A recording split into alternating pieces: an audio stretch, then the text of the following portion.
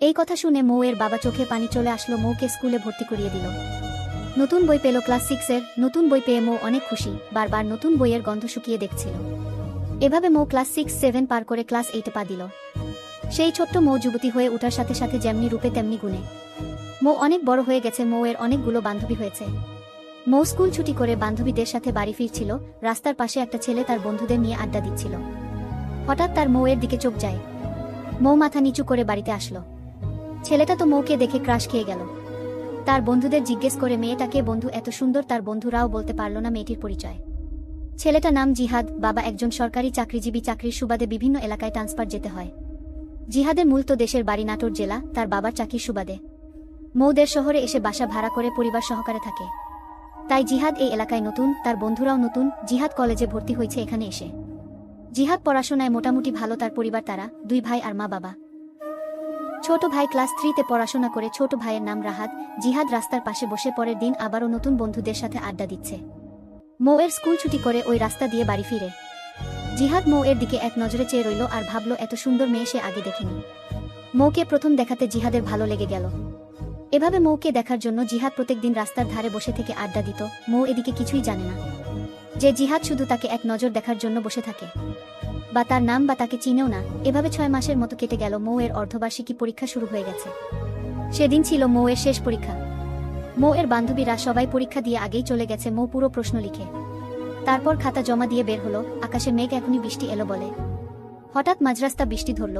এদিকে মৌ এখনো স্কুল থেকে বাড়ি ফিরেনি। জিহাদ এক নজর দেখার জন্য বৃষ্টির মধ্যে দাঁড়িয়ে আছে।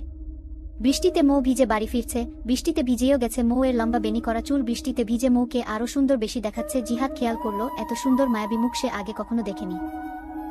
মৌ ছেলেটাকে খেয়াল করলো। রাস্তায় কেউ নাই। এই ছেলেটা একা একা ভিজছে কেন? পাগল নাকি ছেলেটা? আবার মৌ ভয়ও করতেছে যে ছেলেটা মনে হয় খারাপ ছেলে। সে অতি তাড়াতাড়ি বাড়ি ফেরার চেষ্টা করলো, কিন্তু মৌ খেয়াল করলো ছেলেটা তার দিকেই এক নজরে চেয়ে আছে। মৌ এটা দেখে আরো জোরে বাড়ি চলে আসলো, বাড়ি ফিরে আসলো।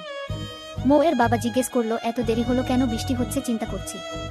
মৌ ইশারায় বাবাকে বলল, পরীক্ষা দিয়ে খাতা জমা দিয়ে আসতে বৃষ্টিতে ভিজে আসলো।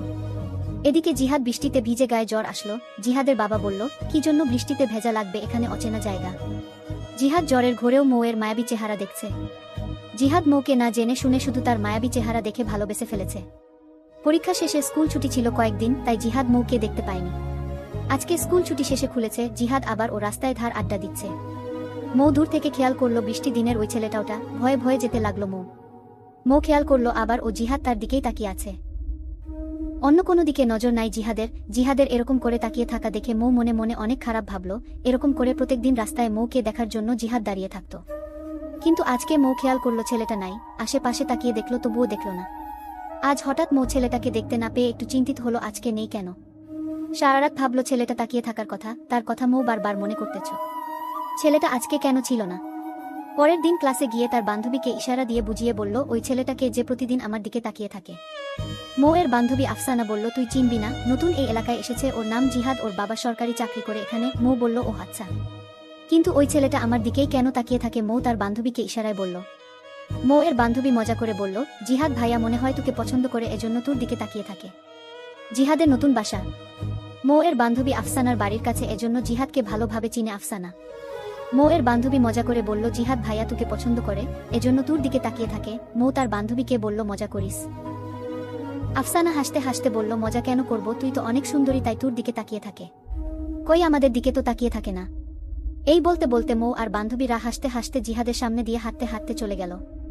এদিকে জিহাদ মৌয়ের দিকে তাকিয়ে আছে। সেদিন বিকেল বেলা মৌয়ের বান্ধবী আফসানা জিহাদের আম্মুকে তার মায়ের হাতে বানানো তালের শ্বাসের ক্ষীর দিতে গেল। ওরা নতুন এসেছে। জিহাদের আম্মুর সাথে আফসানার আম্মুর ভালোই সম্পর্ক হয়ে উঠেছে। জিহাদের আম্মু আফসানাকে বসতে বলল, তারপর আফসানাকে নাস্তা দিল। জিহাদ ও ঘরেই ছিল। জিহাদ মনে মনে ভেবেই ছিল আফসানাকে বলবে তার বান্ধবীর কথা। জিহাদের আম্মু নাস্তা দিয়ে রান্নাঘরে যাওয়া মাত্র আফসানাকে জিজ্ঞেস করতে শুরু করল, আচ্ছা আফসানা আপু, যদি ও জিহাদ বয়সে বড়, তবুও সম্মানের খাতিরে আপু বলছে। তখন আফসানা জিহাদকে বলল, হ্যাঁ ভাইয়া, কিছু বলবেন আপনি?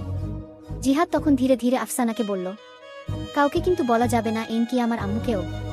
তখন আফসানা বলল, কি এমন কথা বলবেন ভাইয়া, বলেন, সমস্যা নেই, আমি কাউকে বলবো না। জিহাদ তখন বলল, আচ্ছা আপু, আপনাকে তুমি বলি? আফসানা বলল, অবশ্যই, আপনি আমার কত সিনিয়র, নামও ধরতে পারেন। যাই হোক, কি কথা বলতে চাইলেন বলেন, আমি তো আবার বাসায় যাব। জিহাদ বলল, আচ্ছা বলছি। তোমার সাথে প্রত্যেকদিন আসে ওই মেয়েটাকে লম্বা বেনি করে চুল, ওই কি তোমার বান্ধবী? তখন আফসানা বলল, আমার বান্ধবী ওই জিহাদ।